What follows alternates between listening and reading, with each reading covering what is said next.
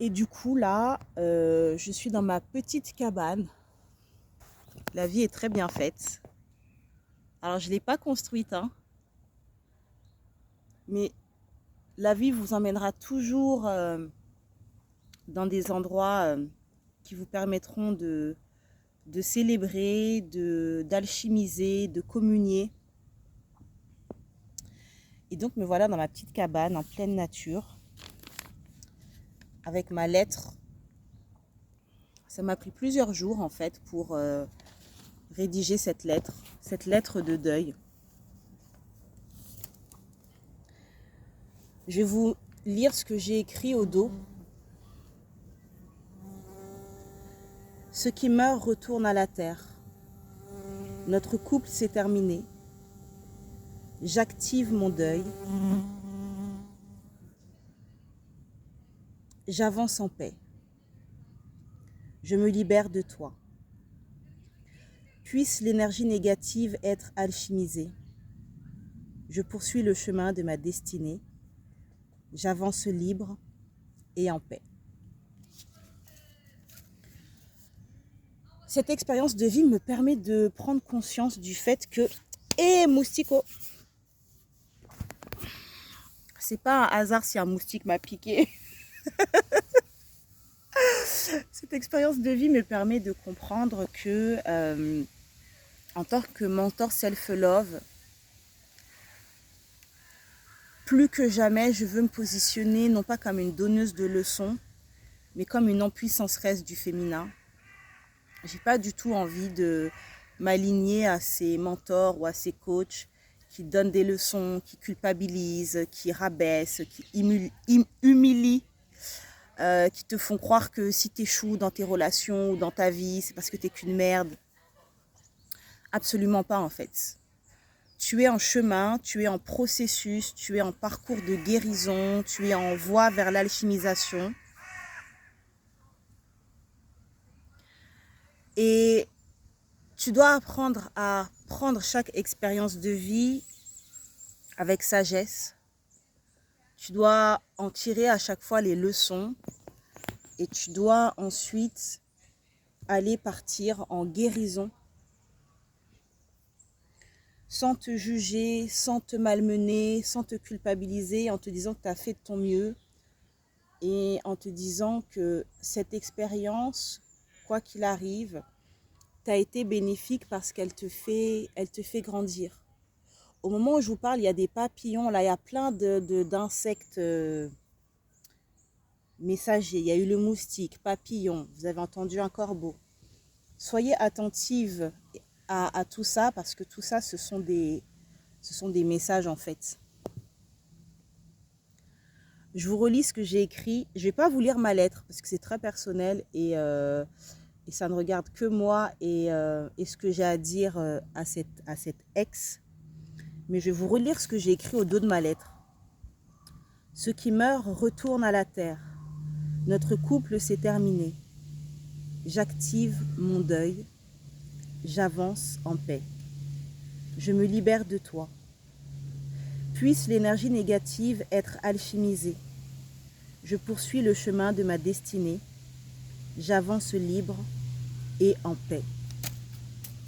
Il y a beaucoup trop de femmes qui gardent en elles cette douleur du deuil amoureux, qui gardent en elles cette honte de l'échec de la relation, qui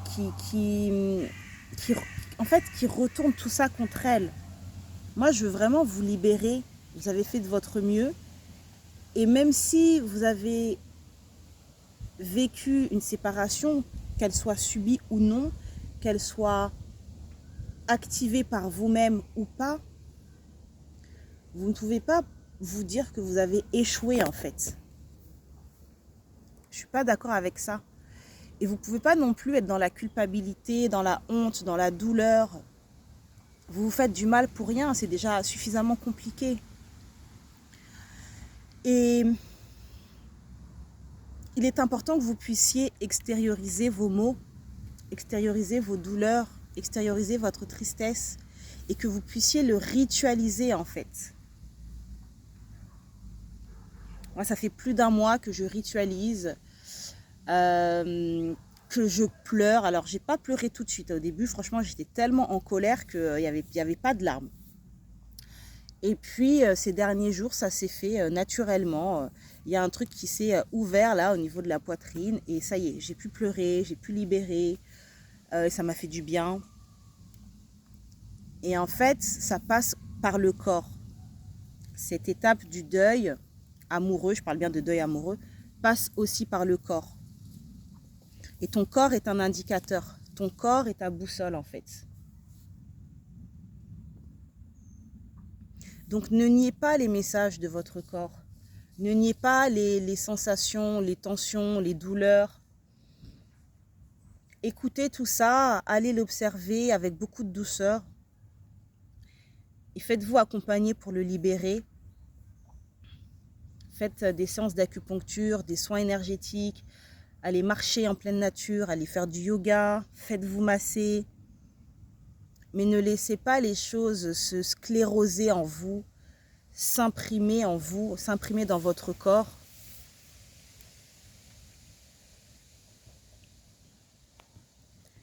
Parce que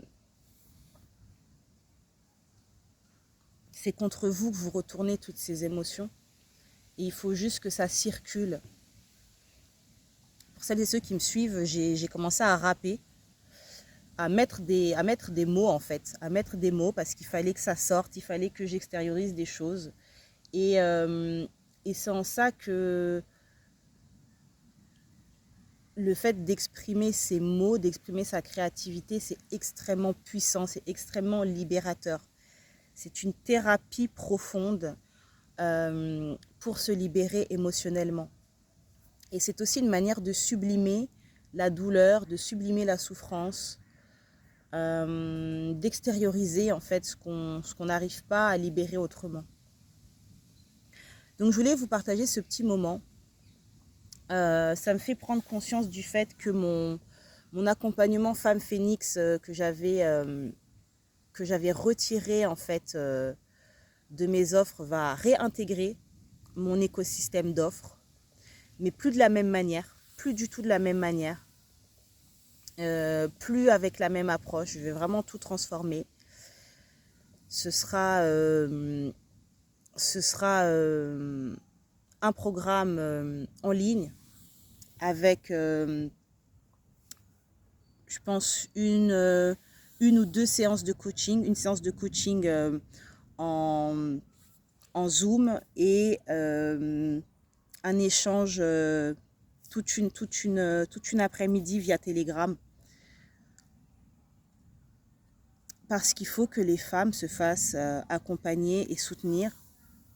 Il faut ritualiser le deuil. Il faut dédramatiser la séparation. La séparation fait partie de la vie des femmes. Et je sais qu'on vous a élevé à base de un jour mon prince viendra, ils se marièrent, se rencontrèrent, vécurent heureux ad vitam aeternam, eurent beaucoup d'enfants et tout va bien. Mais là, on est dans des contes de fées. On n'est pas dans la vraie vie, on n'est pas dans la vie réelle des femmes. Et la vie réelle des femmes, c'est un mari qui te trompe et qui part. La vie réelle des femmes, c'est des séparations. C'est un couple qui se fane. C'est deux personnes qui ne se comprennent plus. C'est des crises interpersonnelles qui ne permettent plus au couple d'aller de l'avant. C'est des rencontres où on s'aime mais où on s'abîme. Donc c'est très bien pour toutes celles qui sont dans des foyers heureux, stables et harmonieux, c'est très bien. Parce que ça fait aussi partie de la réalité des femmes. Mais pour toutes les autres, vous ne pouvez pas rester toute seule dans votre coin à avoir honte, à vivre de culpabilité, en vous disant que vous auriez dû faire mieux, vous auriez pu faire mieux et que sais-je. Prenez en main en fait votre pouvoir de femme. Prenez en main votre guérison et intégrez le fait de ritualiser chaque cycle de vie. Une séparation c'est une fin de cycle. Et une fin de cycle, ça s'honore. Et ça, les femmes, vous pouvez le comprendre puisque tous les mois, vous avez vos règles. Et à partir d'un moment, vous rentrez en périménopause, puis en ménopause. Et donc, les femmes comprennent intuitivement cette notion de cycle. Je n'ai pas besoin de trop m'étaler dessus. On le vit tous les mois dans notre corps. Donc, de la même manière que nous vivons nos cycles menstruels, nous devons apprendre à vivre nos cycles de vie, à les ritualiser, à les nommer, à les reconnaître, à les honorer, à les célébrer aussi. Et faire des cérémonies de deuil, ça devrait faire partie de la vie des femmes. Prendre le temps de digérer, d'intégrer la fin d'une relation, de quitter une relation, de la quitter le plus proprement possible quand on a face à soi une personne qui est en capacité d'entendre. Quand c'est pas possible, c'est encore autre chose, mais vous ayez toujours cette posture de quitter cette relation et de ne pas vous arracher de la relation. C'est pas pareil s'arracher d'une relation et mettre fin à une relation.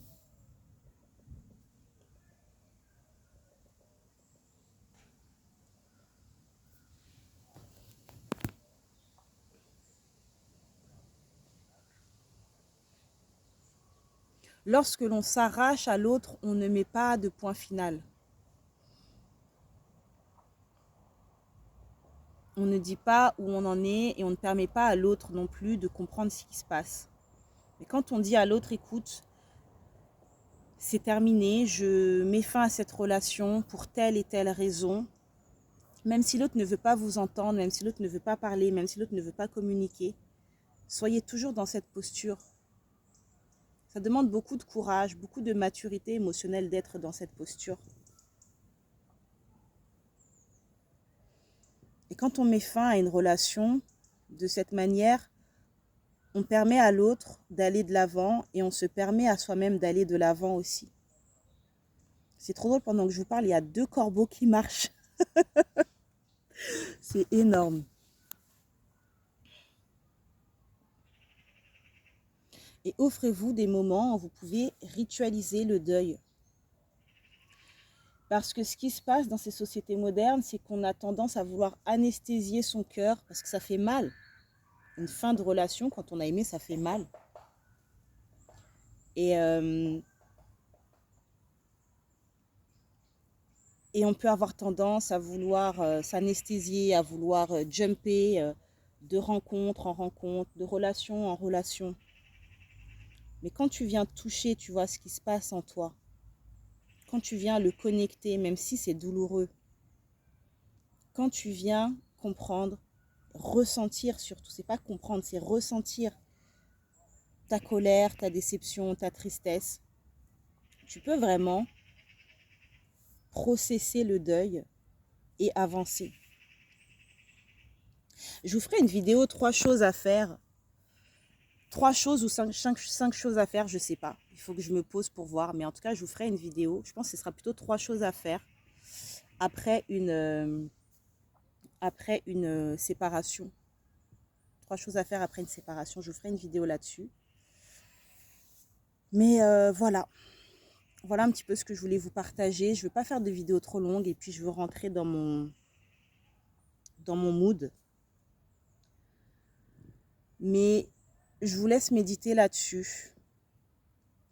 Processer le deuil, ritualiser le deuil amoureux.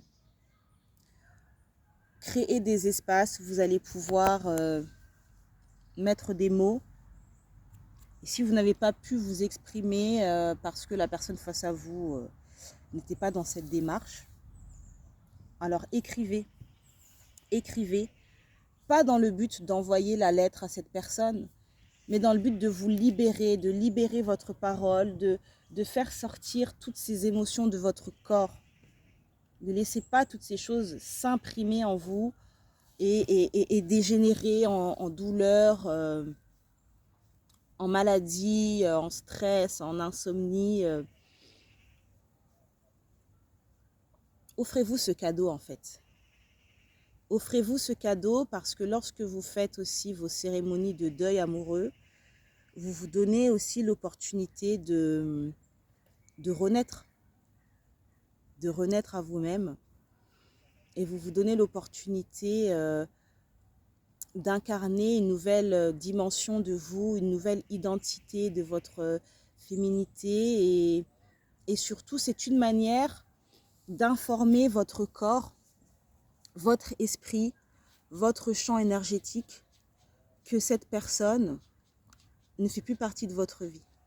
Et ça, c'est super important.